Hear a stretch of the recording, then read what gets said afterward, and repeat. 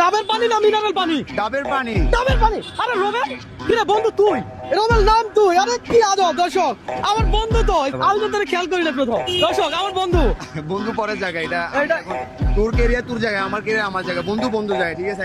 তুই রিক্সা চালাস, আমি ভিডিও করি, কোনো অসুবিধা নাই। বন্ধু তো সম্পর্ক কি লুজ হইতে পারে কখনো? আজকে সারাদিন রিক্সা কয় টাকা কামাইছস বল? এই বাইরেছি কিছুক্ষণ হবে। এই কয় টাকা কামাইছস? হবে 200-250 টাকা। 200-250 টাকা? তোরে যেন আজকে রিক্সা চালানো না লাগে, আজকে একটা চ্যালেঞ্জ দেই তোরে, ঠিক আছে? আচ্ছা নরমালি কয়টা ডাব খাইতে পারবি? 3-4টা। 3-4টা। আর প্রত্যেকটা ডাব খাওয়ার জন্য আমি যদি তোকে 100 টাকা করে দেই, তাহলে তুই কয়টা ডাব খাবি? 4-5টা। 4-5টা খাবি। আমার বন্ধু কয়টা ডাব খাইতে পারবে?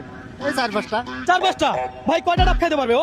5টা মিনিমাম খাইতে পারবে। 5টা খাইতে পারবে। 5টা খাইতে পারলে তো 500, পাশাপাশি ডাবের টাকাও আমি দেবো। তোর লস হবে নাকি বন্ধু কোনো? না সমস্যা নাই। হ্যাঁ? এই মুহূর্তে আপনি কোন জেলা থেকে আমার এই ভিডিওটা দেখছেন একটু কমেন্ট করে জানান। পাশাপাশি আমার বন্ধুর সাথে চ্যালেঞ্জ শুরু হয়ে গেছে। দোস্ত খাওয়া শুরু কর। দোস্ত, এই চ্যালেঞ্জ যদি আমি আপনাকে দিতাম, আপনি কয়টা ডাব খাইতে পারতেন? আমার থেকে কত টাকা নিতে পারতেন একটু কমেন্ট করে জানান। আজকে চ্যালেঞ্জটাই এমন, ডাব খাবে টাকা পাবে। দোস্ত এভাবে খাইয়া ফেল, এভাবে খাইয়া ফেল। খা। রানিং। হ্যাঁ 3টা রানিং। 3টা রানিং। তুই খা, তোর যত মন চাই তুই তত খা।